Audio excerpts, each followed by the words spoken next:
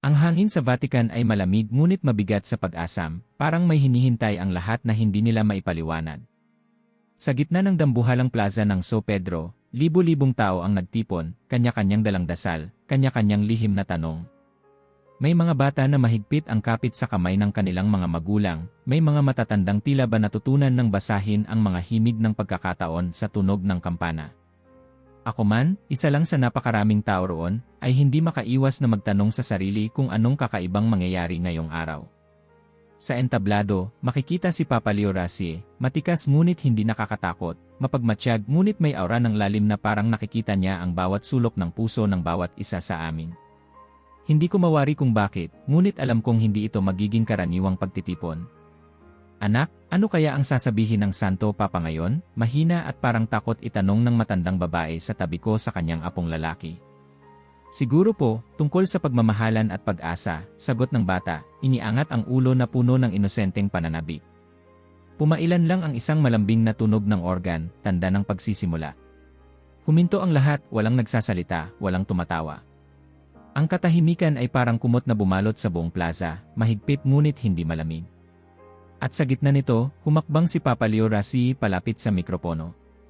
Sandali siyang tumingin sa kalangitan, parang nagdarasal ng walang salitang dasal. Ano ang gagawin mo kung ang banal na espiritu ay lumitaw sa iyong buhay ngayon? Hindi ko tinatanong kung naniniwala ka, hindi ko tinatanong kung naririnig mo siya. Tinatanong ko, makikilala mo pa ba siya kung lumitaw siya sa gitna natin ngayon? Nag-echo ang kanyang tanong sa mga pader ng Vatican at lalo na sa mga puso ng tao. Walang gumalaw. Walang umubo. Ang katahimikan ay naging mas mahigpit, mas matalim, para bang lahat ng liwanag sa paligid ay tinipon sa isang tanong na yon. Ako man, napapikit at saglit na natigilan. Sino nga ba ang banal na espiritu para sa akin? Nilapitan ng isang lalaki ang kanyang asawa, narinig mo yun, bulong niya. Bakit parang may ibang laman ang tanong niya? Sagot ng babae, halatang hindi komportable. Nagpatuloy si Papa Leo Rassi, mababa ang tinig ngunit ramdam ang bigat ng bawat salita. Minsan, masyado tayong naging komportable. Ang banal na espiritu, akala natin, ay isang mainit na kumot na nagbibigay ginhawa sa gitna ng lamig ng mundo. Pero siya ay apoy. At ang apoy ay hindi laging komportable. May narinig akong mahina ngunit malinaw na buntong hininga mula sa likuran. Hindi ko alam kung sino, ngunit parang kasabay ng pakiramdam ng lahat ng tao roon. Saka ko lang napansin ang isang grupo ng kabataan na tahimik ngunit halatang nainit.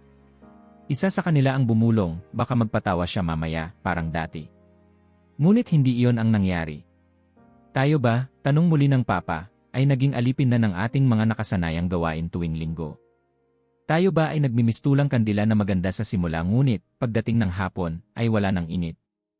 Hindi ko ito sinasabi para pagalitan kayo. Sinasabi ko ito dahil totoo rin ito sa akin. Tumingin siya sa bawat direksyon, para bang sinusuri ang kaluluwa ng lahat ng naroon. Kung ang banal na espiritu ay dumaan dito ngayon, ilang sa atin ang tatanggap? Ilang sa atin ang magpapanggap na hindi naririnig siya para hindi maistorbo ang ating mga plano? Sa gilid ng plaza, may batang umiiyak, pilit na pinapakalma ng kanyang ama. Sa gitna ng crowd, may lalaking nakatungo, marahil nahihiyang marinig ang sarili niyang sagot sa tanong ng Papa. Ako mismo, naglakbay ang isip pabalik sa mga panahong tapat ang aking dasal, at sa mga panahong parang lumilipas na lang ang mga dasal ko na parang hangin. Bumaling ang Papa sa direksyon ng altar.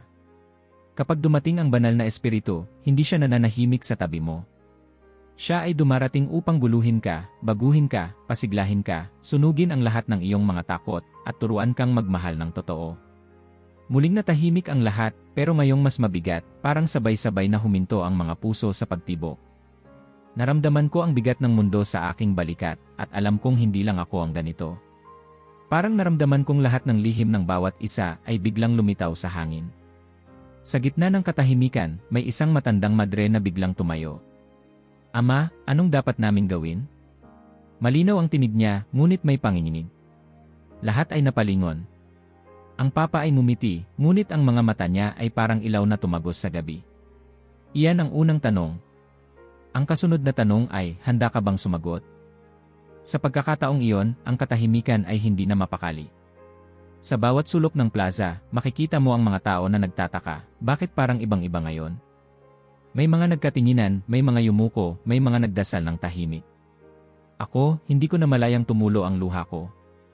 Sa wakas, may nagtanong ng tanong na ilang beses ko na ring itinago sa aking sarili. At doon nagsimula ang kwento ng araw na yon, ang araw na ginising kami mula sa pagkakampante, mula sa ritual na walang puso. Isang tanong, isang sagot, at isang lihim na panalangin ng bawat isa sa gitna ng libu-libong tao. Tahimik pa rin ang paligid. Ang bigat ng unang tanong ni Papa Leo Rasi ay ramdam pa sa hangin, para bang ang buong plaza ay naging simbahan ng sariling pagninilay. Ang liwanag ng araw ay unti-unting lumalambot, hinahaplos ang mukha ng mga tao. Sa gitna ng katahimikan, muling nagsalita ang Papa, mas mababa ngunit mas malinaw ang tinig, para bang gusto niyang ang bawat salita ay lumubog ng malalim sa puso ng lahat. Madali nating tanggapin ang banal na espiritu bilang aliw, panimula niya. Karamihan sa atin, kapag nagdarasal, kapag napapagod, kapag may mabigat na pinagdadaanan, ang una nating dasal, Espiritu Santo, aliwin mo po ako. Gawin mong payapa ang puso ko. Bigyan mo ako ng lakas. Tulungan mo akong matulog ng mahimbing ngayong gabi. Natahimik ang mga tao, parang tinamaan ang bawat isa. Ilang beses ko na rin bang dasal ang ganoon? Ilang gabi na rin ba akong dumulog sa Diyos para lang hingin ang kaunting ginhawa, kaunting aliw, ngunit hindi tunay na pagbabago? Pinagmamasdan ko ang mga mukha sa paligid, may ilan na napapikit, may ilan na tinititigan lang ang Papa na parang nahuli sila sa sarili nilang mga panalangin. Ngunit, dagdag pa ng Papa, ang banal na espiritu ay hindi lamang aliw. Siya ay apoy. Siya ay nagdadala ng lakas, ng pagbabago, ng tapang. Hindi siya dumadapo lang sa tabi mo para haplusin ang iyong balikat at paalalahanan kang okay lang iyan. Dumarating siya upang sunugin ang iyong mga tanikala, upang linisin ang iyong mga sugat, upang gisingin ang iyong puso na matagal nang natutulog sa kasanayan. Napalunok ako. Naalala ko ang unang beses na naranasan kong maging tunay na buhay ang pananampalataya ko. Bata pa ako noon, siguro 12, kasama ang nanay ko sa isang maliit na simbahan sa aming baryo. Wala pang aircon, amoy kahoy at kandila lang, pero bawat dasal, bawat awit, parang umaapoy sa hangin. Ramdam ko ang init, ang ligaya, ang kakaibang pag-asa na parang handa akong baguhin ang buong mundo. Hindi ko alam kung paano nangyari na ang apoy na yon ay naging baga na lang, halos nawawala, natatabunan ng araw-araw na problema, ng gawain, ng pagkasawa. Sa plaza, nagsimulang maglakad ang Papa sa harapan, nilalakad ang bawat pulgada ng entablado, parang sinusuyod niya ng tingin ang bawat tao, bawat puso. Ano na ang nangyari sa apoy sa inyong mga puso? Tanong niya. Nasaan na ang apoy na yon na minsang nagpalakas sa mga apostol? Ang apoy na nagtulak sa kanila na ipangaral ang mabuting balita, kahit natakot sila, kahit na hindi nila alam ang mangyayari. Tumigil siya sa gitna, tiningnan ang langit na parang may kausap. Sino sa inyo ang umaasang magkakaroon ng kakaibang karanasan sa pananampalataya tuwing linggo, ngunit nauwi lang sa routine? Sino dito ang nagbabasa ng dasal, sumasabay sa kanta, pero parang hindi na nararamdaman ang sigla, ang apoy ng espiritu? May sumagot mula sa likod, isang binata, hindi siguro sinasadya, mahina pero dinig ko, ako po, Ama. Napatingin ang mga tao sa kanya, nagulat siya sa sariling lakas ng loob, pero hindi siya tuminag.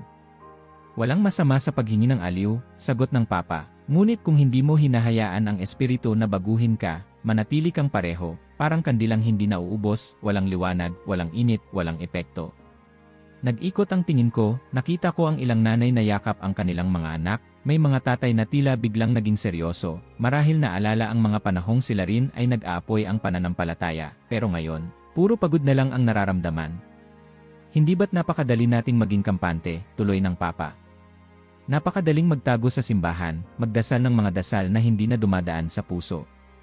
Ang apoy ng banal na espiritu ay hindi para lamang aliwin ka sa gabi ng iyong kalungkutan. Ang apoy ng banal na espiritu ay para sa araw-araw na lakas, para sa tapang, para sa pagkilos, para sa pagbabago, para sa revolusyon ng puso. Muling tumahimik ang lahat. Pakiramdam ko, bawat isa ay naglalakbay pabalik sa mga panahong naramdaman nila ang tunay na apoy, at sa mga panahong tila wala nang natirang init. Ako, naalala ko ang panahong halos ayaw ko nang magsimba, kapag nagsisimba lang ako, dahil kasama ko ang pamilya, wala nang apoy, routine na lang. Nagsisimba, pero iniisip ko na lang kung ano ang kakainin pag-uwi, o kung ano ang susunod na mangyayari. Muling nagsalita ang Papa, Kung ang apoy ng Espiritu ay unti-unti nang namamatay sa puso mo, tanungin mo ang sarili mo, kailan ako huling hinayaan ang Diyos na guluhin ako? Kailan ko huling hinayaan ang kanyang presensya na baguhin hindi lang ang nararamdaman ko, kundi pati ang direksyon ng buhay ko? Napalunok ako. Sa di kalayuan, may batang umiiyak, marahil natakot sa katahimikan. May lalaking napayuko at tinakpan ang mukha ng mga kamay. Maraming umiiyak, maraming nakatitig lang sa lupa, pilit nilalabanan ang sariling damdamin. Kadalasan, gusto natin ng Diyos na nagbibigay ginhawa. Pero ang Diyos ay hindi lang ginhawa. Ang tunay na Diyos ay nagpapabago, nagpapalalim, nagpapalaya. Hindi kanya iiwan sa iyong comfort zone. Hindi siya natutuwa sa pananampalatayang malamig, sa pananampalatayang panglinggo lang, sabi ng Papa. Napahigpit ang kapit ko sa rosaryo. Tiningnan ko ang isang madre na matagal nang nakaluhod, nakapikit, mahigpit ang hawak sa kanyang krusipisyo. Parang gusto kong lapitan at tanungin kung nararamdaman din niya ang takot na baka ang apoy sa puso ko ay tuluyan ng mamatay. Lumapit ang Papa sa gilid ng entablado, parang gustong makipag-usap sa bawat isa. Hindi ako nandito para bigyan kayo ng sermon na nakasanayan nyo na. Hindi ako nandito para aliwin lang kayo. Nandito ako para tanungin kayo, handa ba kayong hayaan ang banal na espiritu na guluhin ang inyong plano, guluhin ang inyong mga pangarap, guluhin ang inyong pananampalataya? Isang binatilyo sa tabi ko ang tumawa, pilit tinatago ang pag-aalalang nababasa sa mga mata niya. Ang kanyang kaibigan, tila hindi na kayang magpigil, bumulong, kailan ba natin huling naramdaman na buhay ang misa? O baka dati, pero ngayon parang wala na lang. Nagkatinginan kami. Hindi ko siya kilala, pero parang nagkaintindihan kami sa isang tingin lang, hindi lang pala ako ang nakaramdam ng ganitong kalungkutan sa pananampalataya. Ang apoy ay hindi natatakot. Ang apoy ay hindi pumapayag na manatili kang pareho araw-araw. Kung natatakot kang magbago, baka hindi mo pa talaga hinahayaan ang espiritu na gumalaw sa buhay mo, wika ng Papa, sabay turo sa madla. May matandang lalaki sa likod ko na biglang nagsalita, Ama, paano kung natatakot kami? Paano kung hindi na namin alam paano mag-umpisa ulit? Ngumiti ang Papa, ang apoy ng espiritu ay hindi naghihintay na handa ka. Siya ay dumarating, handa ka man o hindi, para buhayin ka muli. Para magbigay ng liwanag kahit sa pinakamadilim mong gabi. Ang kailangan mo lang gawin ay aminin na kailangan mo siya. Doon, pakiramdam ko, nagsimulang magbago ang hangin. May mga taong nagsimulang lumapit sa isa't isa. May mga mata na puno ng luha, hindi na napigilan, pero ngayon parang may kaunting pag-asa na nakahalo sa lungkot. Hindi pa huli ang lahat, sabi ng Papa, malumanay ngunit buo. Ang apoy ng espiritu ay laging handang muling magliyab, basta't magpapakatotoo ka at magpapakumbaba. Ang tanong, hahayaan mo bang muling sindihan ng Diyos ang puso mo? Napatingin ako sa langit. Ramdam ko na kahit malamig ang simoy ng hangin, may mainit na simula na namumuo sa loob ng dibdib ko. Sa gitna ng libu-libong tao, naramdaman ko na hindi ako nag-iisa. Maraming pusong tulad ko na sabik na muling magliyab ang apoy, sabik na muling maramdaman ang tunay na presensya ng Diyos. At sa dulo ng kapitulo, isang batang babae ang mahina, ngunit buo ang loob na sumigaw, Banal na Espiritu, dito ka po. Kailangan po namin kayo. At sa sigaw niyang iyon, parang nabasag ang huling pader sa paligid ng aming mga puso. Sa unang pagkakataon, naramdaman kong hindi lang kami nagtitipon para makinig, nagtitipon kami para magbago. Ang mga salita ni Papa Leo Rasi ay nanatiling umaalingaw sa buong plaza, parang alon na hindi nauubos, tinatamaan ang bawat puso na naroroon. Ngunit ngayon, tumigil siya sandali, hinayaang maramdaman ng lahat ang bigat ng tanong na binitiwan niya. Ang katahimikan ay parang malamig na hangin na dumaan sa pagitan ng mga tao. Saka siya muling nagsalita sa mas malalim at mas mahigpit na tinig. Bago ang Pentecosts, ang mga apostol ay hindi mga bayani. Hindi sila matatapang na martyr. Sila ay ordinaryong tao, takot, nagtatago, nagtatanong kung tama ba ang kanilang ginagawa. Tumingin siya sa malayo para bang may inaalalang larawan. Sila ay nagkulong sa isang silid, iniwasan ang mundo, natatakot na baka mahuli, mapahiya, o masaktan. At ano ang ginawa nila roon? Nagpalipas ng oras. Naghintay na maging handa. Naghanap ng tamang sandali. Ngunit sa totoo lang, nagtago lang sila mula sa kanilang takot. Napapikit ako, parang natanaw ko ang aking sarili na kasama ng mga apostol. Sa maliit na silid, amoy ng takot, pawis, at pag-aalinlangan. Maraming beses na rin akong nagkulong sa sariling takot, takot na magkamali, takot na pagtawanan, takot na hindi maintindihan. Sa gitna ng madla, nakita ko ang ilan na napapabuntong hininga, parang nakikita nila ang sarili nila sa kwento ng mga apostol. Hindi ba't ganyan din tayo ngayon, patuloy ng Papa? Ilang beses na nating itinago ang ating pananampalataya. Ilang beses na nating piniling tumahimik sa klase, sa trabaho, sa bahay, dahil takot tayong mabansagang kakaiba. Ilang beses na nating sinabing mamaya na lang, bukas na lang, kapag handa na ako, ngunit ang totoo, ayaw lang nating magmukhang mahina. Lumapit siya sa gilid ng entablado, pinagmamasdan ang mukha ng isang grupo ng kabataan. Ikaw, Hijo, kailan ka huling naging totoo sa harap ng mga kaibigan mo tungkol sa pananampalataya mo? Hindi makasagot ang binatilyo. Nakayuko siya, namumula ang mukha, at parang gusto niyang lamunin siya ng lupa. Hindi mo kailangan sumagot ngayon, sabi ng Papa, malumanay, pero ang tanong ay para sa ating lahat. Sa di kalayuan, napansin ko ang isang lalaking may hawak na papel. Hindi niya pinakawalan iyon, parang anting-anting. Sa bawat salita ng Papa, lalong humihigpit ang hawak niya. Maya-maya, binuksan niya ang papel. Isang liham pala, sulat para sa anak niyang matagal nang hindi umuwi. Gusto na niyang ipadala, ngunit takot siyang tanggihan, takot siyang marinig ang "wala kang kwenta" na ilang ulit na ring sinigaw sa kanya noon. Katabi ko, may babaeng parang palaging lumilingon, nag-aalalang may makakakita sa kanya. Ang suot niyang pulang scarf ay tanda ng isang lihim na paniniwala, hindi siya Katoliko, ngunit nariyan siya, naghahanap ng liwanag. Wala siyang lakas ng loob na ipakita ang tunay niyang sarili, natatakot sa pagpuna, natatakot na mawala ang ilang kaibigan na meron siya. Lumingon ang Papa sa banda ng altar, tila naramdaman ang bigat na bumabalot sa hangin. Alam ng Diyos ang bawat pintuang nilakmo laban sa Kanya, sabi niya. Ang pintuang ginawa mong pananggalang sa sakit, sa hiya, sa pagkabigo. Ngunit ang problema, kapag nilakmo ang pinto para sa takot, nilalak mo rin ang pinto para sa pag-ibig, sa pag-asa, sa pagbabago. Muling bumalik sa akin ang mga alaala ng pagkabata. May isang gabing-gabi na, nang mapagalitan ako ng tatay ko, dahil sa isang pagkakamali. Hindi ko na inulit na magbukas ng sarili sa kanya, takot akong masaktan ulit, kaya natuto akong tumahimik, magtago, magkunwaring ayos lang kahit hindi. Mula noon, dinala ko ang ugali ng pag-iwas sa sakit, kahit sa Diyos. Sa crowd, may matandang babae na matagal nang nakaluhod, mata na lamang ang nagkukwento ng mahabang kasaysayan ng kabiguan at panibagong pagtayo. Narinig kong mahina niyang bulong, Panginoon, patawad. Natakot akong magmahal ulit. Natakot akong magtiwala. May lalaking halatang batak sa trabaho, matikas ngunit may pilat sa mukha. Habang naglalakad ang Papa malapit sa kanya, tumayo siya, bahagyang nilingon ang kanyang anak na nakaupo sa wheelchair. Ama, sabi niya, paano kung natatakot akong hindi ko kayang maging sapat para sa kanya?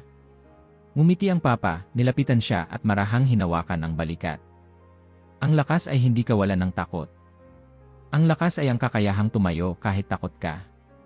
Hindi mo kailangang maging perpekto bago tanggapin ang tulong ng Espiritu. Sapat na ang buksan mo ang iyong puso, kahit kaunti lang, kahit pira-piraso, kahit nanginginig. Parang naputol ang hininga ng crowd. Isang matandang madre ang lumapit sa altar, nanginginig ang kamay. Ama, paano kung takot na takot pa rin ako? Paano kung wala nang natirang lakas na sumubok ulit? Tumango si Papa Leo Racie, sabay sabi, minsan, ang pag-amin ng takot ay ang simula ng totoong pananampalataya. Ang mga apostol, noong dinalaw ng Espiritu, ay hindi handa. Pero dumating siya, hindi para punahin sila, kundi para palayain sila. May tumayo sa likod, isang lalaking umiiyak. Ang dami kong pintong nilak, Ama. Takot akong malaman ng pamilya ko ang tunay kong pagkatao. Takot akong ipaalam na ako ay mahina, na ako ay nagkakamali. Lumapit ang Papa, at sa simpleng yakap ay parang nadurog ang mga pader sa paligid ng lalaki. Ang banal na espiritu ay hindi natatakot sa iyong mga sugat. Hindi siya natatakot sa kadiliman ng iyong kwarto, sa bigat ng iyong hiya. Siya lamang ay naghihintay ng isang bukas, isang maliit na siwang, at siya na ang bahala. Sa mga sandaling iyon, tila lumambot ang liwanag sa plaza. Ang bawat isa ay napilitang harapin ang sariling mga takot. Isang binatilyo ang nagtaas ng kamay, nanginginig ngunit matapang. Papa Leo, paano po kung ang takot ko ay mas malakas kaysa sa pananampalataya ko? Napangiti ang Papa, anak, ang pananampalataya ay hindi kawalan ng takot. Ang pananampalataya ay pagpili na umusad kahit may takot. Lahat ng dakilang kwento ng pananampalataya ay nagsimula sa takot. Ngunit nagpatuloy sila hindi dahil magaling sila, kundi dahil tinanggap nila ang tulong ng Diyos. May sumigaw mula sa dulo, paano kung paulit-ulit akong bumabalik sa takot? Lumingon ang papa, at sa titig niya ay ramdam ang pag-unawa. Ang pintuang nilalak mo araw-araw ay pintuang kayang buksan araw-araw. Ang banal na espiritu ay hindi sumusuko. Hindi siya umaalis kahit ilang beses mong isara ang pinto. Tahimik ang lahat, ngunit sa katahimikan ay may halong pag-asa. Naramdaman ko na sa bawat kwento ng takot, may piraso ng liwanag na sumusubok pumasok. Kahit ako, naramdaman kong unti-unti, parang may hangin ng pagbabago na pumapasok sa pusong matagal ko ng binantayan. Naglakad ang papa pabalik sa gitna, tumingin sa lahat ng direksyon, sabay bigkas ng mga salitang hindi ko malilimutan. Ang mga pintuang nilalak mo ay hindi hadlang para sa Diyos. Pero ikaw lang ang may susi. Huwag kang matakot na magbukas. Huwag kang matakot na aminin ang takot mo. Sa sandaling iyon, makikita mo na ang espiritu ay nariyan, hindi para husgahan ka, kundi para hawakan ang kamay mo at sabay kayong lalabas sa silid ng takot, patungo sa liwanag ng tunay na buhay. Doon ko nakita ang mga tao na parang unti-unting humihinga ng malalim, unti-unting gumagaan ang loob. Maraming mata ang puno ng luha, ngunit ngayon, hindi na luha ng pagkatalo, luha ng pag-asa, luha ng muling pagtitiwala. At sa pagtatapos ng kapitulo, isang bata ang mahina, ngunit taimtim na nagdasal, banal na espiritu, buksan mo po ang pintuan ng puso ko. At doon nagsimulang gumalaw ang liwanag sa gitna ng takot ng bawat isa, liwanag na hindi kayang talunin ng kahit anong dilim. Mabigat pa rin ang hangin matapos ang huling panalangin ng bata. Ngunit may kakaibang pag-asa na sumisingit sa bawat paghinga. Alam ng lahat na ang susunod na sasabihin ni Papa Leo Rasil ay muling magpapabago ng direksyon sa kanilang mga puso. Tumayo siya ng tuwid, muling tinitigan ang libu-libong mukha sa harap niya. Sa kabila ng pagod sa kanyang mga mata, may bakas ng apoy na hindi natitinag, apoy ng katotohanang matagal nang naghihintay na marinig ng mundo. Tahimik siyang naglakad sa gitna ng entablado, at sa bawat hakbang, parang tumitindi ang tensyon. Ngayon, simula niya, gusto kong maging tapat sa inyo. Hindi ako nandito para lang bigyan kayo ng ginhawa. Nandito ako para ilabas ang mga kasinungalingan na matagal na nating itinago sa likod ng pananampalataya. Hindi may paliwanag ang bigat ng mga salita. Nakita ko sa mata ng mga tao ang pagkalito, ang paambang may masakit na maririnig. Alam ko rin yon, dahil may mga kasinungalingan akong matagal nang kinukupkop sa puso ko, mga dahilan, mga palusot, mga dasal na para lang maayos ang pakiramdam ko kahit alam kong hindi totoo ang sinasabi ko sa sarili. Unang kasinungalingan, biglang lakas ng boses ni Papa Leo, ang pag-ibig ay kung ano ang pakiramdam mo lang. Kung masarap, kung madali, kung tama ayon sa iyong emosyon, tinatawag mo ng pag-ibig. Pero ang pag-ibig ng Diyos ay hindi lang pagtanggap. Ang tunay na pag-ibig ay nagbabago. Minsan, sinasabi ng pag-ibig ang mga bagay na masakit pakinggan dahil mahal ka niya. Narinig ko ang mahihinang bulungan ng mga magkasintahan sa gilid. Ang isa, mahigpit ang kapit sa kamay ng kanyang nobya, nag-aalalang baka ang naririnig ay tungkol sa kanilang relasyon na puro sikreto at takot.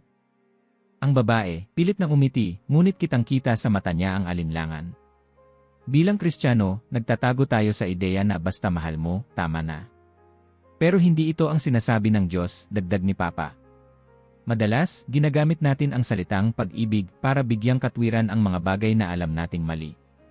Tinatawag natin itong pag-unawa, pero sa totoo lang, takot lang tayong magbago. Takot tayong masaktan, takot tayong mawalan, takot tayong sabihin na mali pala tayo. May isang lalaki sa unahan na suminghot, parang pinipigilan ang luha. Hindi ko siya kilala, pero sa paraan ng pagyuko niya ng ulo, alam kong tinamaan siya ng mga salitang iyon. Ako rin, napapikit, iniisip ang mga panahon na ginamit ko ang pagmamahal para bigyang laya ang sarili ko, para huwag harapin ang katotohanan, para huwag maging mas totoo sa sarili. Nagpatuloy ang Papa. Pangalawang kasinungalingan, ang moralidad ay depende sa sitwasyon. Sinasabi natin, kailangan practical tayo, modern na ang mundo, dapat sumabay tayo sa agos. Minsan, ginagamit natin ang excuse na lahat naman ginagawa ito, kaya pwede na. Minsan, tinatawag pa nating maturity ang pagsuway sa aral ng Diyos, dahil sa tingin natin, mas alam natin kung ano ang tama para sa sarili natin. Sa likod, may isang matandang ginang na mahigpit ang hawak sa kwintas na krus. Bumubulong siya ng dasal, at para bang kinakausap niya ang Diyos ng tahimik, patawarin mo ako kung kailanman napaniwala ko ang sarili ko na walang mali, kahit alam kong taliwas sa aral mo. Lumapit ang Papa sa dulo ng entablado. Alam ko na marami sa inyo ang nahulog dito, dahil ako man, tao rin. May mga panahon na gusto ko na lang gawing tama ang mali para hindi na ako mahirapan. Pero ang Diyos ay hindi nagbabago. Ang kanyang salita ay hindi nakadepende sa kung ano ang trending. Kung sumabay tayo sa agos ng kultura at kalimutan ang katotohanan, mawawala ang tunay na kapayapaan sa puso natin. Napatingin ako sa isang binatilyo sa tabi ng kanyang mga magulang. Nahuli ko ang usapan nila, mahina pero malinaw. Pa, lahat naman ng barkada ko ginagawa ito, bakit tayo lang ang bawal? Sumagot ang ama, dahil hindi lahat ng uso ay tama, anak. Hindi porke madami ay ginagawa, ay tama na rin para sa atin. Kumapit ang ina sa balikat ng anak, pilit pinaparamdam ang pagmamahal at pangunawa, ngunit ramdam ang kaba na baka lumayo ang anak kung ipilit nila ang aral. Pangatlong kasinungalingan, malakas na sabi ni Papa Leo Dacie, ang simbahan at pananampalataya ay dapat mag-evolve kasama ng mundo. Kapag nagbago ang kultura, dapat magbago rin ang mga utos ng Diyos, dapat palitan natin ang mga paniniwala natin para sumabay sa sinasabi ng karamihan. Ngunit ano ang mangyayari kung ang simbahan ay magpapalit ng kulay tuwing may bagong uso? Wala na tayong pagkakakilanlan, wala na tayong pinanghahawakan. Nawawala ang ating ugat. Napansin ko ang isang grupo ng kabataan na tahimik na nag-uusap. Isang dalaga, mapurol ang boses, hindi ba mas okay kung hayaan na lang natin na lahat ay tama, basta hindi ka nakakasakit? Sumagot ang isa, paano kung mali talaga? Kung ang tama ay depende na lang sa pakiramdam ng tao, sino na ang magtatakda ng tama at mali? May saglit na katahimikan sa kanilang grupo, parang bawat isa ay nag-isip kung saan ba sila lulugar sa mundong walang matibay na batayan. Hindi lahat ng bagay na tinatawag ng mundo na pagbabago ay ikabubuti natin, giit ni Papa. May mga paniniwala na kailangang panatilihin kahit mag-isa ka na lang. Dahil ang katotohanan ay hindi sumasabay sa agos, ang katotohanan ay parang bato, matibay, matatag, hindi natitinag. Dito ako napayuko, nararamdaman ko ang bigat ng bawat salita. Naalala ko ang mga sandali na pinilit kong baguhin ang prinsipyo ko para lang hindi ako ma-outcast, para lang makasabay sa uso. Hindi ko na malayang may luha na pala sa gilid ng aking mata, luha ng pagsisisi, luha ng pagkilala sa sarili kong kahinaan. Tahimik na naglakad si Papa Leo Dacie sa gitna ng crowd, pinagmamasdan ang bawat mukha na puno ng kwento. Mga anak, hindi ko sinasabing madali ito. Hindi ko sinasabing hindi kayo masasaktan o malulungkot. Pero ang pananampalataya ay hindi tungkol sa pagiging komportable. Ang pananampalataya ay tungkol sa pagtanggap ng katotohanan kahit masakit. Dahil ang katotohanan, kahit kailan, ay hindi magpapalaya sa iyo kung hindi mo ito haharapin. Muling bumalot ang katahimikan. Isang lalaki ang marahang nagsalita, Ama, paano kung hindi ko kayang magbago? Paano kung paulit-ulit kong ginagawa ang mga maling bagay dahil natatakot akong mag-isa? Tumango si Papa, ang pag-amin ng kahinaan ay simula ng pagbangon. Lahat tayo ay bumabagsak, lahat tayo ay nadadapa. Pero kapag itinago mo ang katotohanan, kapag nagkubli ka sa mga kasinungalingan, lalo ka lang mabibigatan. Hindi mo kailangang magbago mag-isa. Ang Diyos ay kasama mo at ang komunidad ay nandito para suportahan ka. Dito ko narinig ang tahimik na iyak ng isang bata na yumakap sa kanyang ina. Mama, sorry po, bulong niya dahil madalas akong magsinungaling. Ang ina, nilaplap ang ulo ng anak, tama na yan, anak. Mahal ka namin kahit ano pa ang nangyari. Pero mas mahalaga, mahal ka ng Diyos kahit paulit-ulit kang nadadapa. Naglakad ang Papa pabalik sa gitna. Kapag pinili mong maniwala sa kasinungalingan para lang makaiwas sa hirap, parang itinapon mo na rin ang tunay na kalayaan. Madali ang magtago, madali ang sumabay, pero ang bunga niyan ay kawalang katiyakan, takot, at kakulangan ng tunay na kagalakan. May isang dalaga na lumapit sa altar, nanginginig ang kamay. Ama, paano kung ang kasinungalingan ay mas madaling paniwalaan kaysa sa katotohanan? Paano kung mas madali ang maging okay sa mata ng mundo kaysa maging totoo sa sarili? Nilapitan siya ni Papa, hindi ka nag-iisa. Marami ang natutuksong tumira sa mundo ng kasinungalingan dahil ito ay mas madali, mas komportable. Pero ang totoong buhay ay nagsisimula kapag tinanggap mo ang sakit ng katotohanan at doon mo mararanasan ang tunay na pagpapalaya ng Diyos. Sa gilid, may binatilyong nagsalita sa kanyang kaibigan, sa tingin mo, kaya nating tumayo para sa tama kahit mag-isa tayo. Tumango ang kaibigan, bagamat halatang may alinlangan, subukan natin. Siguro, yun ang tunay na lakas.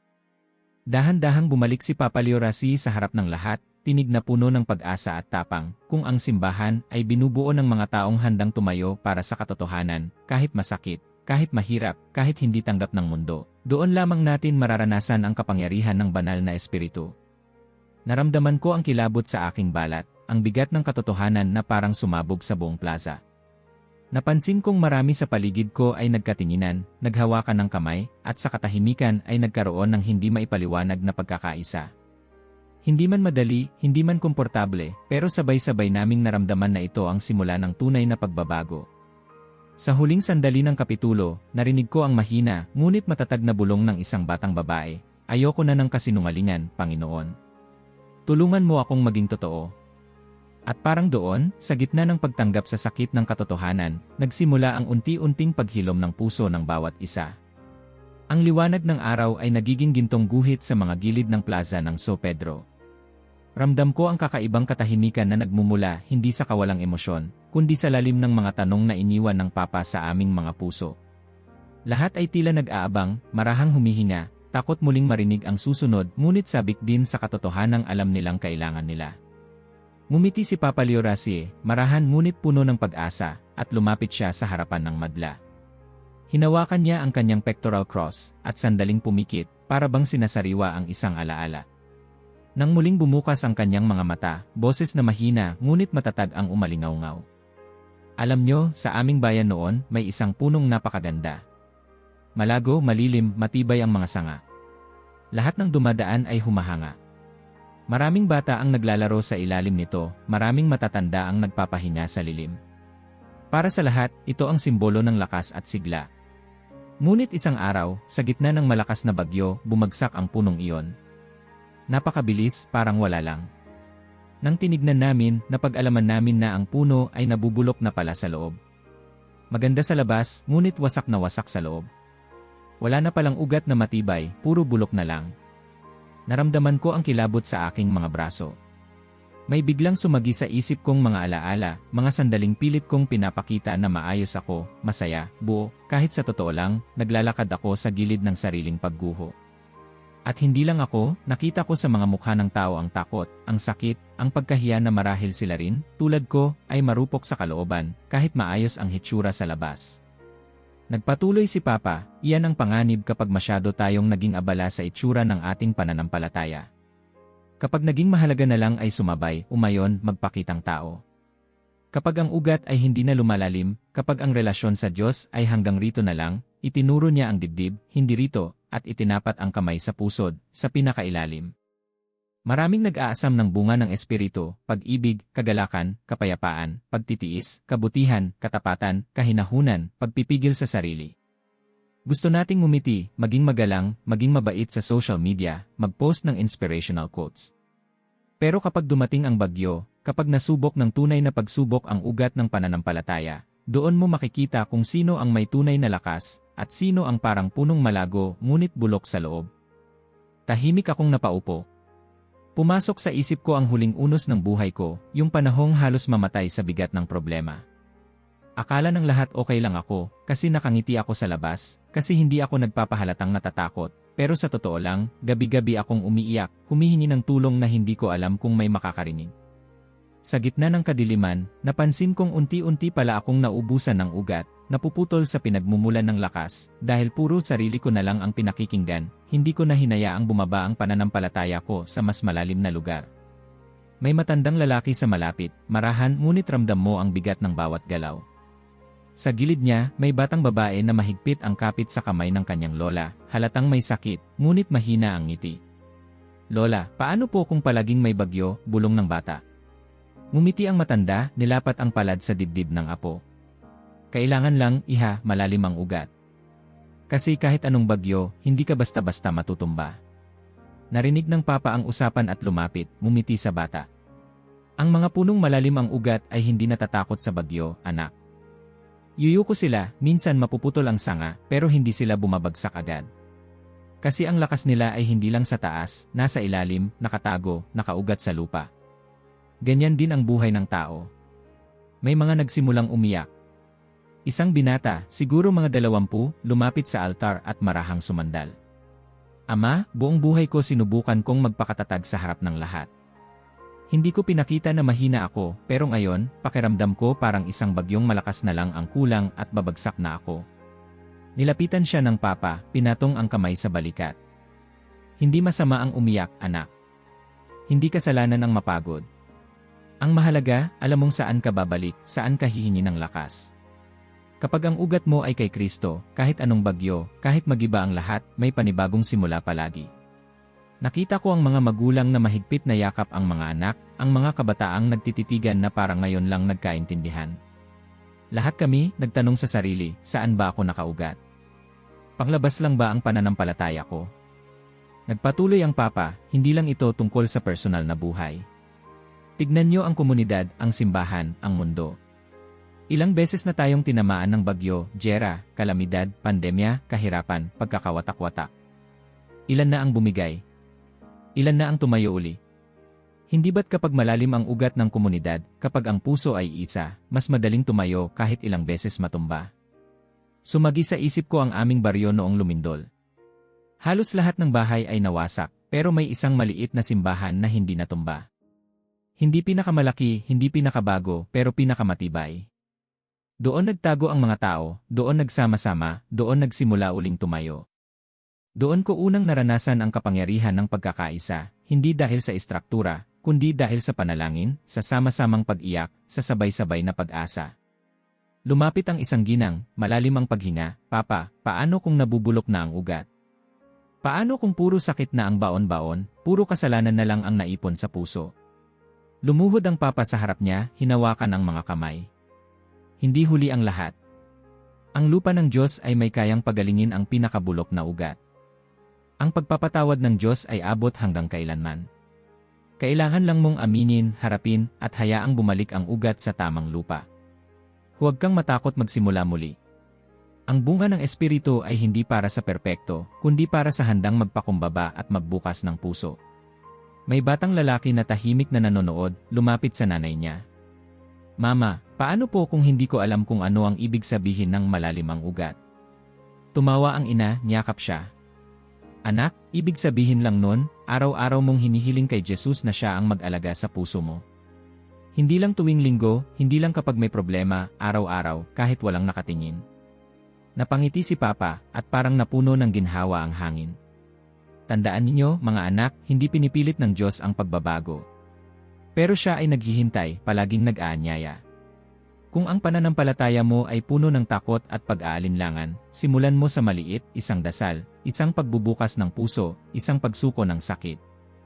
Ganyan nagsisimula ang malalim na ugat. Tahimik na nagdasal ang lahat. Pakiramdam ko, parang dumadaloy sa plaza ang isang malalim at tahimik na ulan, hindi nakikita, pero ramdam mo ang pagdaloy, ang pagbasa, ang panibagong simula. Sa mga gilid, may nagyakapan, may umiyak ng tahimik, may ngumiti sa kabila ng luha. Sa gitna ng crowd, may isang batang nagsabi, Papa, salamat po, kasi ngayon alam ko na hindi ako nag-iisa. Tumango ang papa, at sabay nating narinig ang kulog sa di kalayuan. Ang bagyo ay darating at darating, sabi niya, pero huwag kang matakot. Kung malalim ang ugat mo, ang banal na espiritu ay magbibigay ng lakas na hindi kayang kunin ng kahit anong unos. Diyan mo makikita ang tunay na bunga, bunga na hindi galing sa sarili mong lakas, kundi sa lakas na galing sa Diyos. Nakaramdam ako ng kakaibang kapayapaan. Hindi ko na kinailangang itago ang kahinaan ko. Hindi ko na kailangang magkunwaring matatag. Sa gitna ng mga sumisigaw na bagyo sa buhay, alam kong pwede akong bumagsak, pero kaya ko ring bumangon dahil may ugat na mas malalim pa sa lahat ng sugat. Ang tunog ng hangin, ang bulungan ng panalangin, ang mahinang tawa ng mga bata, ang mga hikbi ng mga matatanda, lahat ay naging isang musika ng bagong pag-asa, bagong panimula. At sa dulo ng kapitulo, nagdasal ako, Panginoon, tulungan mong lumalim ang ugat ko, hindi lang sa salita, kundi sa gawa, sa araw-araw, kahit walang nakakakita. At kapag dumating ang bagyo, hawakan mo ako hanggang sa muli akong mamunga para sa iyo. Tahimik pa rin ang plaza matapos ang mainit na dasal tungkol sa mga ugat at bagyo. Parang lahat ay huminga ng malalim, naghintay ng panibagong sigla, o siguro ay huminto muna para namnamin ang kakaibang katahimikan na bumalot sa amin. Pero hindi pa tapos si Papa Leo Rase. Ramdam naming lahat na may isa pang bagay na kailangan niyang sabihin, isang huling bagay bago kami muling sumulong palabas sa totoong mundo. Tumindig siya, itinaas ang kanyang kamay para makuha ang atensyon ng lahat. Napatingin ang lahat sa kanya, kasama ako, para bang ayaw naming sayangin kahit isang salita mula sa kanya. Maraming tao ang pumupunta sa simbahan para makahanap ng kapayapaan. Para makadama ng pag-aari ng pagiging bahagi ng isang pamilya. Ngunit gusto kong tanungin kayo, totoo ba ang pagiging isa natin? O nagkukunwari lang tayong magalang, magiliw, mapagbigay dahil iyon ang inaasahan sa atin? Nagtinginan ang mga tao, marami ang tila nahiya o nag-alala na baka sila ay makita ng Papa mismo. Sa gilid ko, may dalawang magkaibigang babae na biglang tumigil sa mahina nilang pag-uusap. Nakita ko ring nagkatinginan ang isang mag-asawa, walang salitang palitan, pero malinaw na may mga bagay na hindi nila masabi sa isa't isa. Nagpatuloy si Papa, alam niyo ba ang pagkakaiba ng tunay na pagkakaisa at ng mabuting asal? Ang tunay na pagkakaisa ay hindi nakabase sa hindi pagtatalo o sa pagsang-ayon sa lahat. Hindi ito dahil magaling kang ngumiti o magbiro. Hindi dahil kaya mong tiisin ang tao sa tabi mo kahit ayaw mo.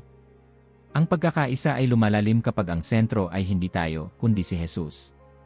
May kalituhan sa mga mata ng ilan. Hindi ko mapigilan na maalala ang mga panahon na nakisama lang ako dahil dapat lang. Minsan, kunwari masaya kasama ang mga kapwa sa grupo ng simbahan, pero pag-uwi, may sariling opinyon, may sariling tampo, at madalas nagkukunwaring okay lang kahit hindi naman talaga. Isang lalaki sa harap ang biglang nagsalita, parang hindi na niya mapigilan ang sarili. Papa, paano po kung pakiramdam namin ay hindi kami tunay na bahagi? Paano kung parang tinitignan kami mula ulo hanggang paa, sinusukat kung sapat ba ang aming pananampalataya? Lumapit si Papa Leo Rasi sa kanya, inabot ang kanyang balikat at tinapik ng malumanay. Marami sa atin ang nakaranas niyan, yung pakiramdam na hindi sapat, na kailangan mong magkunwari o magsuot ng maskara para lang matanggap. Pero ang pagkakaisa sa Diyos ay hindi tungkol sa pagkakapare-pareho. Hindi natin kailangang magmukhang pareho, magsalita ng pareho, mag-isip ng pareho. Ang mahalaga ay si Jesus ang sentro. Sa kanya, may lugar ka, may silbi ka, may halaga ka, kahit anong kwento mo. Sa likod, may batang babae na napatingin sa ina niya, nag-aalalang sumagot. Mama, bakit po minsan parang hindi ako kasali sa laro ng mga pinsan ko, kahit andyan ako? Mahinang ngumiti ang ina, niyakap siya. Iba-iba ang bawat tao, anak. Pero kapag may pagmamahal, tinatanggap ka kahit iba ka. Naglakad si Papa Leo Rasi sa entablado, tumingin sa kanan at kaliwa, tiningnan ang bawat mata na parang gusto niyang kilalanin ang bawat isa. May mga pagkakataon na sa simbahan, nauubos tayo sa kakaisip kung paano magustuhan ng lahat, paano mag-adjust, paano hindi ma-outcast. Pero sa totoo lang, hindi tayo tinawag ng Diyos para lang magustuhan. Tinawag tayo para mahalin kahit mahirap, kahit magkaiba, kahit minsan hindi natin gusto ang isa't isa. Sa pagmamahal na yon makikita ang tunay na pagkakaisa. Dumaan sa isip ko ang kwento ng isang batang lalaki na nakilala ko sa aming community group. Tahimik siya, palaging nasa gilid, halos hindi nagsasalita. Minsan, napansin kong binubuli siya ng ilan. Sinubukan ko siyang lapitan, pero parang may pader sa pagitan namin. Hanggang isang araw, bigla siyang nag-share ng testimony sa harap ng lahat. Hindi ko inasahan na ang kwento niya ay tungkol sa pamilya niyang watak-watak, sa takot niyang hindi mahalin, at sa pag-asa niyang may tumanggap sa kanya sa grupo. Simula noon, nag-iba ang tingin ko sa kanya. Hindi pala sapat na maging mabait lang, kailangan ko ring iparamdam sa kanya na hindi siya nag-iisa. Isang ginang na may edad na ang nagtaas ng kamay, Papa, paano po kung hindi namin kayang mahalin ang ilan sa kapwa namin? May mga ugali silang hindi talaga namin matanggap, may mga nasabing nakasakit, may mga hindi tumutugma sa paniniwala namin. Umiti ang Papa, hindi ko rin sinasabing madali. Hindi ko sinasabing laging magaan ang magmahal. Pero ang tunay na pagkakaisa ay hindi nangangahulugan ng laging pagkakasundo. Ang ibig sabihin nito ay pinipili mong manatili kahit mahirap. Pinipili mong magpatawad, magbigay, makinig kahit minsan gusto mong sumuko. Ang pagkakaisa ay bunga ng Espiritu, hindi dahil sa sariling galing, kundi dahil hinayaan mong si Jesus ang maghari. Napatingin ako sa paligid. May magkaibigang nagyakap, may mag-inang nag-usap ng masinsinan, may mag-asawang naghawak ng kamay, mas mahigpit kaysa kanina. Lahat ay parang nagsimulang magtanong sa sarili, sino ba ang hindi ko kayang mahalin? Saan ba ako hindi totoo? Nagpatuloy si Papa, ang tunay na simbahan ay hindi perpekto. Maraming sugat, maraming di pagkakaintindihan, maraming lamat. Pero ang komunidad na si Jesus ang sentro ay may lakas na bumangon, magsimula muli, magpatawad. Dahil alam natin kahit kailan, kahit saan, may lugar tayo sa puso ng Diyos. Muling bumalot ang katahimikan, pero ngayon ay tila mas magaan. Hindi na ito nakakatakot, parang isang malalim na buntong hininga matapos ang mahabang pagtakbo. Naramdaman kong hindi ako nag-iisa sa pakiramdam ng pagkahiwalay, ng pagiging ibang klase. Marami pala kaming takot hindi tanggapin, pero mas marami ang sabik tumanggap at magmahal. Lumapit ang isang binata sa altar, dala ang isang maliit na rosaryo. Papa, gusto kong magsimula ulit. Gusto kong maging mas totoo. Paano po kaya, kung minsan mas madali ang ngumiti na lang kaysa humingi ng tawad? Lumapit si Papa, kinuha ang rosaryo at pinisil ang kamay ng binata. Ang simula ng pagkakaisa ay hindi sa pagiging magaling o magaling makisama. Nagsisimula ito sa pagpapakumbaba, sa pag-amin ng mali, sa paghingi ng tawad, sa pagtanggap na minsan ikaw ang nasaktan, minsan ikaw ang nanakit. Ang pagkakaisa ay bunga ng katotohanang may Diyos na hindi nagsasawang tumanggap, magpatawad, at umunawa. Sa likod, may nagtanong, Papa, paano naman po ang unity kung hindi pareho ang paniniwala namin? Ngumiti ang Papa, ang tunay na pagkakaisa ay hindi kailanman sumasang-ayon sa lahat ng bagay. Ngunit kapag si Jesus ang sentro, kayang mag-usap, magtulungan, magmahal kahit magkaiba. Iyan ang himala ng komunidad sa Espiritu. Naramdaman ko sa sarili ko ang maliit na lakas na magsimula ulit. Hindi ko kailangang maging perpekto, hindi kailangang lahat ng tao ay mahalin ako. Ang mahalaga, may puwang pa rin ako sa puso ng Diyos, at kaya ko ring magbigay ng puwang para sa iba, kahit mahirap, kahit hindi ko lubos maintindihan ang lahat. Bumalik si Papa Leo Rasi sa gitna, huminga ng malalim at tiningnan ang langit na parang nagpapasalamat sa Diyos. Ang simbahan ay hindi eksklusibo sa magagaling at magaganda. Ang simbahan ay tahanan ng sugatan, ng nagkamali, ng naghahanap ng bagong simula. Huwag kayong matakot lumapit, humingi ng tulong, magpatawad, at higit sa lahat, magmahal. Sa pagtatapos ng kapitulo, sabay-sabay na bumalik ang sigla sa plaza. May mga tumawa, may mga nagtanong, may mga yumakap at humawak ng kamay ng mga dati ay iniwasan nila. Sa simpleng paraan, unti-unting bumubuo ng mas malalim na pagkakaisa, hindi dahil pare-pareho kami, kundi dahil pare-pareho kaming sabik na si Jesus ang maging sentro ng lahat. Lumamig ang hangin sa plaza, ngunit hindi ito dulot ng panahon kundi ng mas malalim na pagninilay na kumapit sa bawat isa. Matapos ang talakayan tungkol sa tunay na pagkakaisa, naramdaman ng lahat na may isa pang hakbang na dapat lakaran, mas mahirap, mas personal, mas totoo. Naramdaman ko ring nagsisimula akong matakot, parang ako na mismo ang susunod na tatawagin sa entablado ng buhay para iharap ang lahat ng tagong takot at sugat na pilit kong iniwasan. Tahimik na umikot si Papa Leo Rasi sa harap ng madla, para bang sinusuri ang bawat mukha, bawat peres ng mata, bawat puso na pilit nagpapakatatag. Ngayon, sabi niya, ay gusto kong mag-anyaya. Hindi sa karaniwang paraan ng simbahan. Hindi ito imbitasyon sa panibagong grupo o panibagong gawain. Ang imbitasyong ito ay mas mahirap. Inaanayahan ko kayong lahat at ako rin na maging totoo sa ating kahinaan. Maraming napayuko. Ako man, pilit kong tiningnan ang lupa, pilit na nilalabanan ang kaba na baka malaman ng iba ang tunay na laman ng puso ko. Pero naramdaman ko na walang takas dahil ang imbitasyon ay hindi mula sa tao, kundi mula sa Diyos. Lahat tayo, sabi ng Papa, may pintuang nilalak. May parte ng ating buhay na ayaw nating galawin, ayaw nating ipakita, ayaw nating sumuko. Pwedeng ito ay takot, pwede ring pride. Pwede ring galit, sugat, bisyo, lihim, o pagkakasala. Napahigpit ang hawak ko sa aking rosaryo. Sa isip ko, unti-unti kong binubuksan ang mga pintuang nilak ko sa sarili.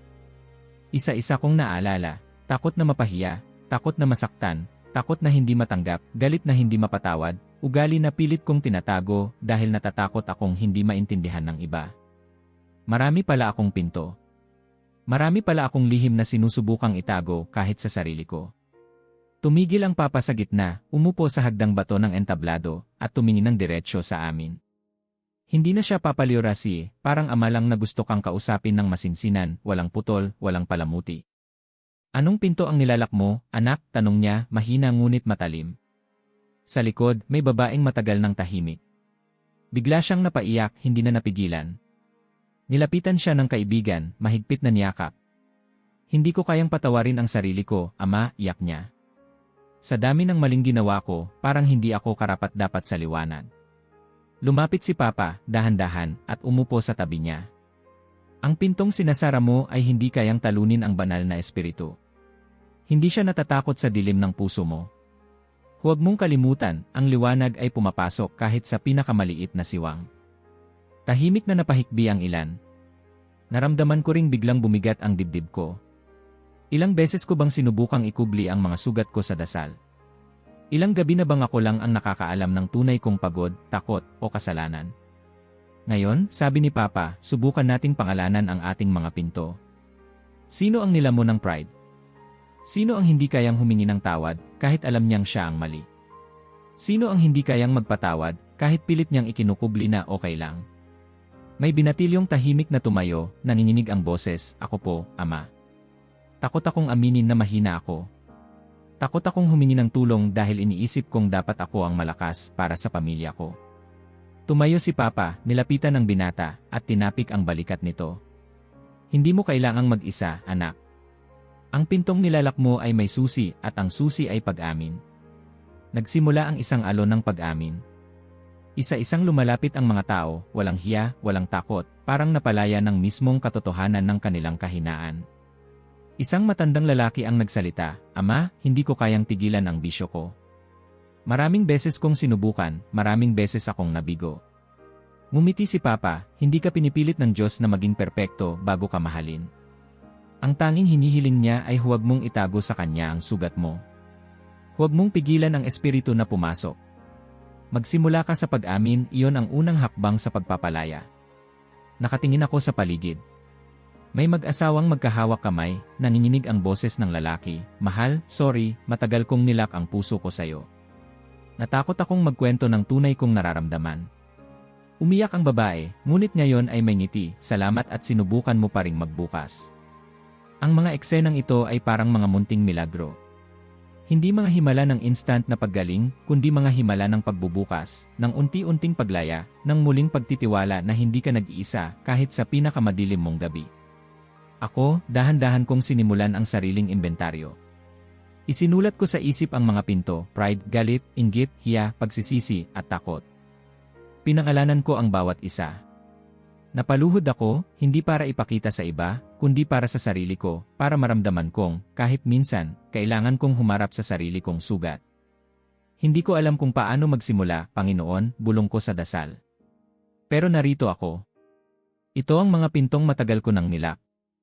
Ito ang mga sugat na pilit kong tinakpan. Kayo na po ang bahala. Narinig ko ang marahang boses ng isang madre, Ama, paano kung sa bawat pag-amin ko, mas lalo lang akong nasasaktan? Tumango si Papa, hindi lahat ng sugat ay gumagaling agad. Minsan, kailangang damhin mo ang sakit, harapin mo ang hiya, bago mo makita ang liwanag. Pero tandaan, sa bawat pagbubukas mo, ang Diyos ay hindi natatakot. Hindi siya aalis. Hindi kanya iiwan. Isang grupo ng kabataan ang nagtipon-tipon, hawak kamay, umiiyak at nagtatawanan. Tagal naming nilak ang pinto ng kabataan, Ama, sabi ng isa, parang laging kailangan masaya, laging matapang, pero takot na takot din kami sa rejection, sa failure, sa expectations. Hindi lang kayo, sagot ni Papa, lahat tayo ay may pinto. Ang mahalaga ay handa tayong magbukas, kahit mahina, kahit dahan-dahan, kahit paunti-unti lang. Nagbago ang hangin sa plaza. Hindi ito ordinaryong pagtitipon, kundi isang tunay na paglalakbay papasok sa sariling puso. Sa bawat pag-amin ng kahinaan, mas lalong lumalalim ang ugnayan, hindi na dahil sa pagganap ng relihiyon, kundi sa totoo at marupok na karanasan ng pagiging tao. Naramdaman ko ring mas lumuwag ang dibdib ko. Hindi ko na kailangang magtago.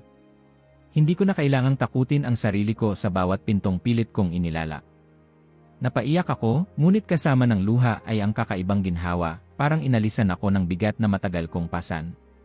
Muling tumayo si Papa Leoracie, marahang inangat ang kanyang kamay. Ngayon, hinihiling ko, bawat isa ay magdasal ng tahimik. Huwag matakot pangalanan ang pintong nilakmo. Huwag matakot na maging mahina. Dahil sa kahinaan mo, doon pumapasok ang tunay na lakas ng Diyos. Sa katahimikan ng plaza, maririnig ang marahang bulungan ng dasal, ang hikbi ng mga sugatang puso, at ang mahinang tawa ng mga pusong muling umaasa. May nagsabi sa tabi ko, ang gaan na, parang kaya ko na ulit harapin ang sarili ko. Tumango ako. Sa unang pagkakataon, pakiramdam ko ay hindi ko na kailangan ng maskara. Sapat nang maging ako, sapat nang aminin ang mga sugat ko, sapat nang humingi ng tulong sa Diyos at sa mga tao sa paligid ko. At sa dulo ng kapitulo, nagbigay ng huling hamon si Papa Leo Rasi, sa bawat pintong bubuksan mo ngayon, hintayin mo ang liwanag ng Espiritu. Hindi ka nag-iisa. Hindi ka mapapahiya. Hindi ka babaliwalain. Ang iyong kahinaan ay ang pintuan ng biyaya. Buksan mo ito. Sa pagbagsak ng huling sinag ng araw, alam kong lahat kami ay magsisimula ulit, hindi bilang perpektong mga Kristiyano, kundi bilang mga sugatang anak na may tapang na maging totoo. Nang humupa ang mga hikbi, nang masanay na ang bawat puso sa amoy ng sariling kahinaan, marahan namang nagsimulang mag-iba ang ihip ng hangin sa plaza. Parang ang bigat ng tagal na itinago naming lahat ay unti-unti nang humuhulas, napapalitan ng kakaibang pakiramdam, parang bago, parang mahangin, parang may mainit na liwanag na hindi mo makikita ngunit ramdam mo sa balat. Nakatingin si Papa Leo Rasi sa aming lahat, parang nahihiwatigan niya ang bagong sigla na umuusbong sa kabila ng pagod, takot, at mga pag-amin. Ngayon, wika niya, ang Espiritu Santo ay hindi lang bisita. Hindi lang siya naririto para sa araw ng linggo, para sa oras ng dasal, o sa mga panahon ng problema. Ang Espiritu ay hindi panauhin sa tahanan ng buhay mo, gusto niyang maging Panginoon ng bawat kwarto, bawat kwento, bawat araw. Tahimik akong napaisip. Gaano na ba katagal kong hinayaang parang bisita lang ang Diyos sa buhay ko?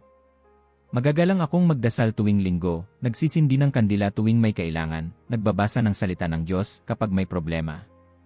Pero pagbalik ng Lunes, ako na ulit ang may hawak ng manibela, ako na ulit ang gumagawa ng desisyon, ako na ulit ang hari sa sarili kong maliit na kaharian. Sinimulan ni Papa Leo Rasi ang mabagal na paglalakad sa harap ng entablado, bawat hakbang ay parang tula ng panibagong simula. Alam kong marami sa inyo ang nabubuhay sa ganitong paraan. Hindi ko kayo sinisisi, tao lang tayo, at natutunan nating ikahon ang Diyos sa mga bahagi ng buhay na kaya nating kontrolin. Pero anak, ang totoong pagbabago ay nangyayari lang kapag hindi ka na natatakot na isuko lahat, hindi lang ang mga madadali, kundi pati ang mga hindi mo maintindihan, ang mga ayaw mong pakawalan, ang mga bahagi ng buhay na itinuring mong sayo lang. Sa di kalayuan, isang ginang ang biglang tumayo, nag-aalalang inilalapit ang anak sa tapat ng altar. Papa, tawag niya, paano kung hindi ko kayang isuko lahat? Paano kung may bahagi ng buhay ko na parang hindi ko kayang bitawan? Ngumiti si Papa, nilapitan ang mag-ina. Hindi mo kailangan maging perpekto agad, anak. Ang kailangan mo lang ay maging tapat, magsimula sa pag-amin, magpatuloy sa paghingi ng tulong, at unti-unting isuko ang bawat parte, araw-araw, kahit maliit, kahit pasulpot-sulpot lang. Ang mahalaga, hindi mo na sinusubukang itago.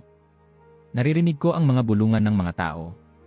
May tatay na marahang nagsabing, ngayong araw, susubukan kong patawarin ang sarili ko. Matagal ko nang dalang-dala ang bigat ng pagkukulang ko sa pamilya.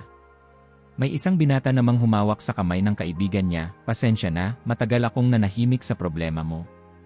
Umpisa ngayon, susubukan kong maging mas totoo sa'yo. Nagsimulang bumalot ang kakaibang init sa paligid. Sa bawat desisyong ipinapanganak sa puso ng bawat isa, maliit man o malaki, lihim man o hayagan, parang may himig ng espiritu na dumarampi sa hangin. Hindi ito musika na naririnig ng tenga, kundi ng kaluluwa. Kapag hinayaan mo ang espiritu na maging Panginoon, hindi ka na lang Kristiyano sa pangalan, kundi sa gawa, sa ugali, sa puso, sa bawat maliit na bagay, pagpapatuloy ng Papa. Siya ang bahala sa pagsasaayos ng buhay mo, kahit pa parang magulo pa rin. Siya ang magpapalambot ng puso mong bato, magpapagaling ng sugat mong hindi makita ng tao, magdadala ng liwanag kahit sa pinakamadilim mong kwarto. May mga taong lumapit sa altar, isa-isa. May umiyak, may umuko, may tahimik lang na nagdasal. Hindi nila kailangan ng script. Hindi nila kailangan ng tamang salita. Sapat nang alam nila na ito na ang simula ng pagbabago, ng tunay na pagsuko. Ako man, tahimik na humakbang papalapit, humalo sa libo-libo, pero ngayon, parang nag-iisa sa harap ng Diyos. Sa loob-loob ko, narinig ko ang sarili kong boses na pilit lumalaban sa lumang ugali. Lord, hindi ko kayang isuko lahat ngayon. Pero simula ngayon, gusto kong subukan. Pumasok ka po, kahit anong makita mo, kahit anong madatnan mo. Sa tabi ko, may batang lalaking umiiyak, yakap ng lola niya. Lola, paano po kaya kung hindi ko kayang itigil ang takot ko, bulong niya. Anak, simulan mong sabihin kay Jesus ang takot mo. Kahit paulit-ulit, kahit minsan, parang walang nangyayari. Basta araw-araw mong hayaang siya ang pumasok, sagot ng lola, pinupunasan ang luha ng apo. Nagpatuloy si Papa, ang pagsuko ay hindi isang malaking hakbang lang. Minsan, ito ay libu-libong maliliit na hakbang, araw-araw, buwan-buwan, taon-taon. Huwag kang susuko kung nahulog ka ulit. Huwag kang magmadali, ang mahalaga ay hindi ka na nagtatago. Habang naglalakad ako pabalik sa kinaupuan, naramdaman ko ang bigat at ginhawa ng sabay. Bigat ng dami ng dapat isuko, ginhawa ng alam mong hindi mo ito gagawin mag-isa. Natanaw ko ang isang matandang lalaking mahigpit na yakap ang Biblia. Nilapitan siya ng kanyang anak, pa, simula ngayon, sabay nating harapin to, tumango ang matanda, hindi na ako magtatago, anak. Handa na akong magbukas. Sa bawat sulok ng plaza, may mga kwentong unti-unting nabubuo. Isang binatilyo ang nagdasal, Lord, tulungan mo akong tumigil sa inggit. Isang dalaga ang sumigaw, hindi na ako magpapanggap na laging masaya. Isang madre ang napangiti, magsisimula ulit ako, Panginoon. Tumingin si Papa Liorasi sa langit, parang hinahanap ang liwanag ng umaga. Hindi kayo kailanman nag-iisa sa laban. Hindi kayo kailanman hinayaan ng Diyos na maglakad mag-isa. Ang Espiritu ay sumasa inyo, humihina kasama nyo, sumasabay sa bawat luha, bawat tawa, bawat pangarap, bawat pagkatalo. Hindi niya kayo bibitawan. Muling bumalot ang katahimikan, ngunit ngayon ito'y puno ng pag-asa. Lahat ay parang hinayaan ng maging totoo, maging marupok, at sa mismong pagkapukaw ng kahinaan, doon nakita ang lakas ng Diyos na walang hangganan. Marahan akong napangiti. Hindi ko alam ang susunod na hakbang, pero alam ko nang hindi ko kailangang takutin ang sarili ko sa pagbabago. Hindi ko na kailangan ng perpektong plano, hindi ko kailangan ng perpektong sagot. Sapat nang handa akong sumuko, araw-araw, kahit paunti-unti, kahit nagkakamali. Sa pagtatapos ng kapitulo, nilapitan ni Papa Liorasi ang mikropono, at sa tinig niyang puno ng pag-asa at kapanatagan, bumulong, ang tunay na buhay ay nagsisimula sa tunay na pagsuko. Ang biyaya ng Espiritu ay para sa mga handang sumuko, hindi dahil malakas ka, kundi dahil alam mong sapat na ang Diyos para sa lahat. Habang papalubog ang araw, lumalalim ang liwanag sa bawat puso. At sa wakas, sa pagyakap ng lahat sa pagsuko at pagbabago, naramdaman naming hindi na lang ito isang ordinaryong araw, kundi simula ng isang tunay na buhay. Ang araw ay halos lumubog, nagiging gintong liwanag ang bawat gilid ng plaza ng San Pedro. Parang ang mundo ay dahan-dahang humihinga ng bago, walang nakakalusot na ingay, walang gumagalaw ng wala sa tono. Lahat ay tila naghintay ng isang huling salita, isang huling panalangin, isang huling apoy. Tumayo si Papa Liorasi sa gitna ng entablado, ang bawat galaw niya ay puno ng kababaang loob at kapangyarihan. Luminga siya, tinitigan ang libu-libong mukha, may natuyo ng luha, may bagong ngiti, may mga matang naglalaman ng pagod ngunit ngayon ay maliwanag. Alam niya at alam naming lahat na ang araw na ito ay hindi tulad ng iba. Hindi ito sermon. Hindi ito kasaysayan. Ito ang sandali ng pagbabago ng bagong apoy. Tumikim siya, at sa pinakapayak ngunit pinakamalalim na boses, nagsimulang magsalita. Lahat tayo ay dumating dito na may kanya-kanyang kwento, kanya-kanyang sugat, kanya-kanyang pagod at pangarap. Pero hindi ko kayo palalayain ngayon na walang apoy na dala pauwi. Ang Espiritu Santo ay hindi dumating para lamang damhin mo tuwing misa, tuwing linggo, o kapag may problema. Ang Espiritu ay dumating para buhayin muli ang lahat ng natutulog sa loob mo. Naramdaman ko ang panginginig sa balat ko. Parang ang boses ng Papa ay naging liwanag na tumama sa pinakamalalim kong bahagi, ang mga pangarap na halos limot ko na, ang mga pag-asa na halos itinapon ko na. Sa bawat salitang binibitawan niya, ramdam ko ang pagyugyog ng lahat ng lumang pader na itinayo ko sa paligid ng puso ko. Hindi ka tinawag para maging ordinaryo, patuloy niya. Hindi ka tinawag para lang sumabay sa agos, magtago, at matakot mag-apoy. Tinawag ka ng Diyos para maging liwanag sa mundo, hindi liwanag ng